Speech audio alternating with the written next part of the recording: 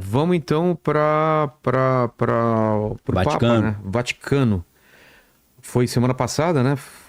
Que Foi, dia aconteceu. 8. Dia 8? Dia 8 saiu o resultado. Lá no Dia conclave. 7 eu dei a letra, né? Então, baseado em que você acertou Então, a escolha do tem Papa? um vídeo no meu canal, quem quiser assistir. Anterior à depois, escolha? se você quiser passar aí e pedir pra galera mostrar, que nego não acredita. Tá, É 1 minuto o vídeo, 40 segundos, é bem curtinho. Tá no meu canal lá, é Daniel Lopes Preview, tal, que seria o primeiro Papa norte-americano. Eu não dei um chute, nem recebi uma revelação de Deus. Eu construí um raciocínio.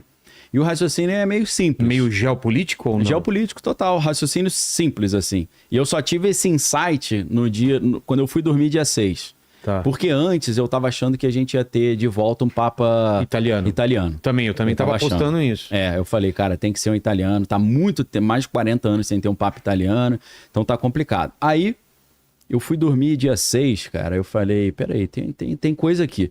Por quê?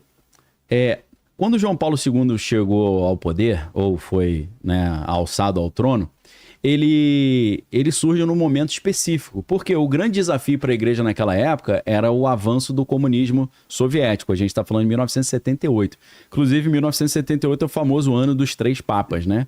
Por quê? Porque morreu um papa, aí entrou o João Paulo I. Aí o João Paulo I ficou só 33 dias e morreu. Alguns dizem que teve conspiração, que enterraram o corpo dele rápido demais, não deixaram exumar para fazer exame. Muito estranho. Você tem o primeiro papa que já estava no poder, morreu. Aí entrou o João Paulo I, morreu, aí depois entrou o João Paulo II. A gente está falando de 1978, que é o ano dos 3 papas, né? Então, por que eles escolheram um papa depois de tantos italianos, escolheram um papa polonês? Porque a Polônia era um país que fazia parte da União Soviética. Então eles escolhem o cara certo. E muito católico, né? Católico também.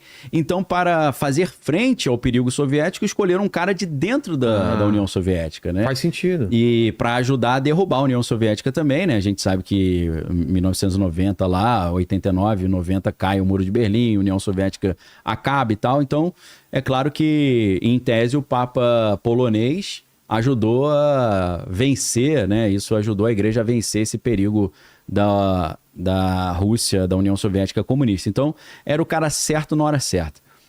Aí, depois de João Paulo II, a gente sabe que vem o Joseph Ratzinger, né? Que é o Papa Bento XVI, que é um alemão. Aí você fala, o que tem a ver um alemão? Não tem nada a ver, porque o Ratzinger, ele continua o trabalho de João Paulo I.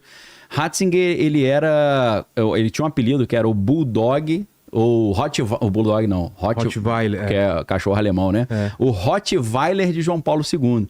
Porque a gente não pode esquecer que Joseph Ratzinger, ele era o presidente da Congregação para a Doutrina da Fé. O que é isso? Tribunal do Santo Ofício, Inquisição.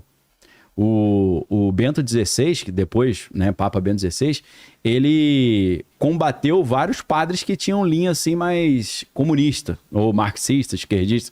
O próprio Frei Beto, brasileiro, foi silenciado por ele. Ele recebeu uma punição de ficar 1 ano sem poder pregar e sem dar aula, né? Lembrando o Frei Beto franciscano. E depois o Frei Beto, ele decidiu sair da igreja, né? Ele não foi excomungado pelo Bento XVI, mas ele foi silenciado. Então ele continuou um trabalho anticomunista. Você assistiu 2 Papas? Pô, não assisti, cara. Pior que eu me organizei, eu falei, eu preciso assistir o 2 Papas antes de gravar com o Vilela. Eu assisti ontem e tem essa discussão. Mostra um pouco essa tensão ali, né? De progressista, conservador, né? Tanto que ele, no começo do filme, ele e o Papa Francisco meio que não se bicam. Não se dão bem ali. São linhas totalmente diferentes. É, né? Totalmente diferente. Então, aí o que acontece? Pô, você tem um Papa que entra em 78... Depois você tem o outro, que eu acho que é 2005, se eu não estou enganado. Pô, mudou o mundo. O mundo não tem outro. nada a ver, não tem mais União Soviética. Né? Alguns ainda falam que o comunismo é um perigo, mas para a igreja já não é. Muito pelo contrário, a gente tem um aumento muito grande de uma ala progressista da igreja, principalmente no colégio de cardeais. Então, assim, o Bento XVI, continuar o trabalho de João Paulo II numa pegada anticomunista, ficou anacrônico. Não era uma coisa mais conveniente, principalmente para essa maioria progressista do Colégio de Cardeais, que tem grupos ali considerados até meio secretos, como era a máfia de St. Gallen. St. Gallen, ou São Galo, é uma região na Suíça onde os progressistas, os cardeais progressistas, se reuniam para montar os planos para eles chegarem ao poder. Então, o que acontece? Bento XVI, ele está continuando o trabalho de João Paulo II, mas ele vai cada vez mais perdendo o apoio dentro do Vaticano e os caras não querem mais um conservador. Então o que acontece? Dizem, aí tem algumas histórias, que... Dizem não, né? Porque vamos no que é real, no que é documentado. Começa a sair um monte de escândalo. E dizem que esses escândalos foram propositalmente liberados para desgastar a imagem do Bento XVI. Vatilix. Teve o Wikileaks, depois teve o Vatilix. Um vazamento. Um monte de documento comprometedor do Vaticano e colocando tudo na conta do Bento XVI. Por exemplo, questões financeiras, mau uso do dinheiro dos fiéis, questões de abuso também, que ele teria acobertado. Então foram botando um monte de capivara na conta dele. E ele foi se desgastando até o momento que a versão oficial... no início de 2013, ele fala que ele estava muito cansado e tal, mas alguns livros e alguns vaticanistas dizem que botaram ele numa sinuca. Falaram, ou você sai ou a gente bota o resto dos documentos, você vai acabar até podendo ir pra cadeia. Caramba. Você pode imaginar um papa ir pra cadeia, é um negócio surreal, né? Mas você fala que quem quer prender ele? O próprio Vaticano tem um sistema ali de polícia, né, de justiça. Então parece que ele tomou esse checkmate e falou, ok, eu saio então.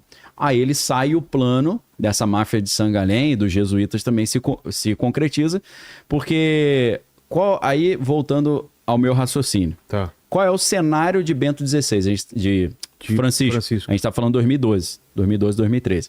O que acontece? A América Latina tem cerca de 40% dos católicos do mundo. É a maior concentração de católicos do planeta. Quase metade está na América Latina. Só que desde os anos 70, um aumento muito grande das igrejas evangélicas. Pois é. Puxando membros, né? Tirando membros de dentro da igreja católica. Então, o problema já é diferente. O perigo para a igreja, ou o problema a ser resolvido, não é mais o comunismo soviético. Agora é a perda de membros no local onde eles tinham a hegemonia. Então, não é por outro motivo que surge o primeiro Papa sul-americano. Sul-americano por quê? Para fazer essa frente. Primeiro grande evento que o Papa Francisco faz é a Jornada Mundial da Juventude aqui no Brasil. Primeira viagem internacional dele, primeiro grande evento. Para quê? Para dar uma aquecida, uma animada nos católicos jovens, para ver se eles param de perder tantos membros, né? E além disso, primeiro Papa jesuíta da história, o que é uma questão, assim, para quem conhece um pouco a história da igreja, é uma questão muito sensível, porque os jesuítas, eles se tornaram um perigo tão grande para a igreja que em 1773 o Papa da época deletou a Companhia de Jesus. Eles foram tornados ilegais. Então os jesuítas há muitos anos eram vistos como uma ordem poderosa demais, trazia perigo e uma ordem que deveria ser lidada com muita cautela.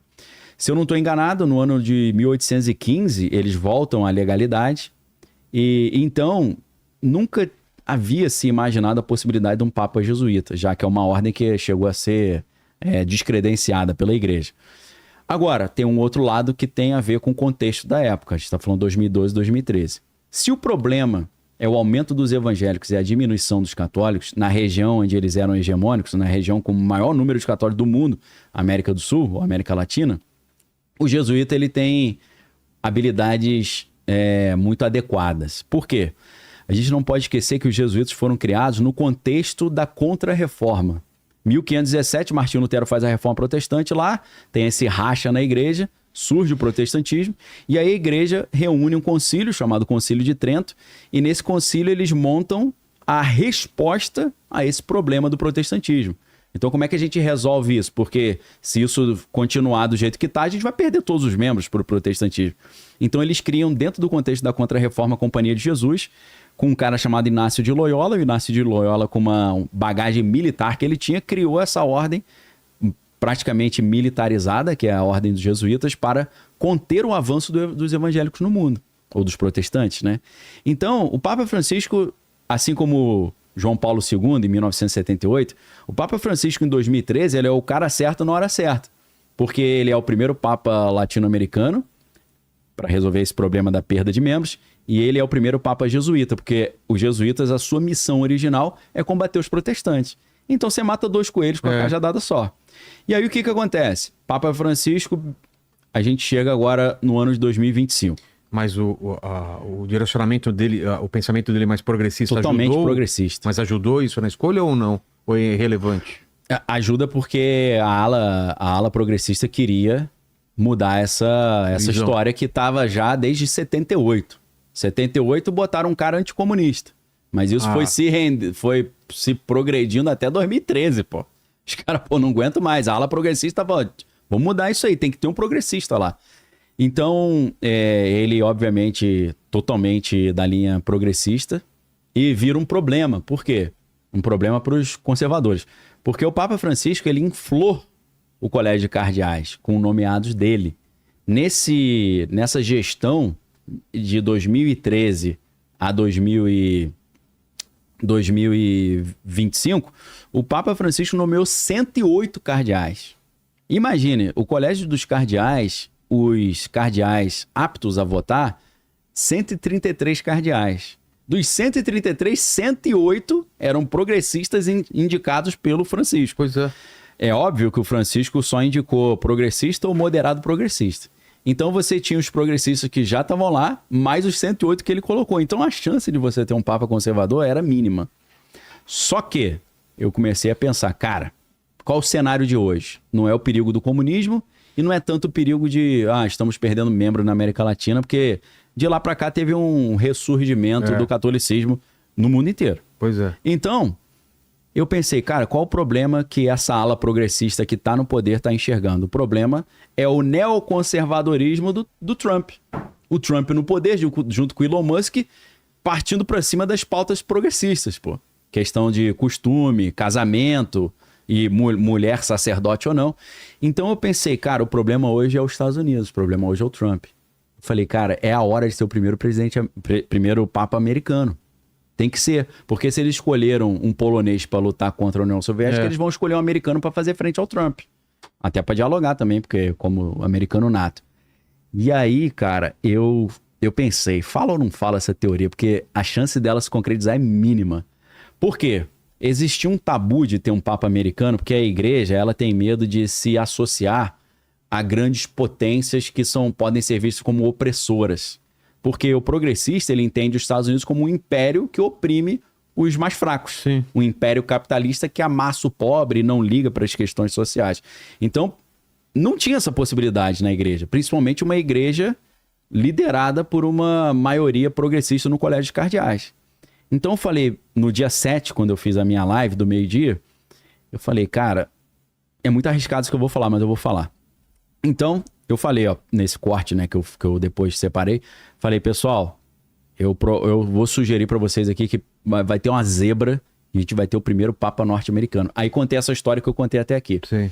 Só que eu pesquisei e pensei, será que tem algum dos cardeais, são 10 cardeais americanos hoje, será que entre esses 10 cardeais americanos, acho que são 10, né, ou 8, não sei, será que tem algum que o Trump gosta mais? Será que ele já elogiou? Será que já deu?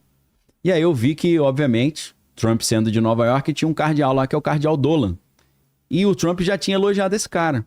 Numa situação curiosa também, porque chegaram pro Trump e falaram, e aí, com relação ao novo papa, o que você acha? Aí ele fala, eu acho que eu daria um excelente papa. Aí ele fez aquele meme, ele como papa, né? E só que ele falou, essa é a minha primeira opção, sou eu, melhor candidato para papa. A segunda opção é o cardeal Dolan. Aí eu falei, então o cardeal Dolan. É um americano e é o Dolan. Essa eu errei. Eu errei quem era. Ah, tá. Mas depois eu pensei, eu falei, cara, o Trump não é bobo. Principalmente eu acho que não tem nenhum bilionário bobo, né? O Trump não é nem um pouco bobo. Inclusive ele escreveu um livro antigão chamado A Arte da Negociação e ele, né, é o mestre do somebody love da negociação. Ele fala quem ele não quer. Então, eu falei, cara, eu dei mole. Porque claramente, se ele falar, esse cara é o que eu quero, o Vaticano vai falar. Esse a gente deleta. E eu falei, pô, lógico que se ele falasse esse, não seria, né?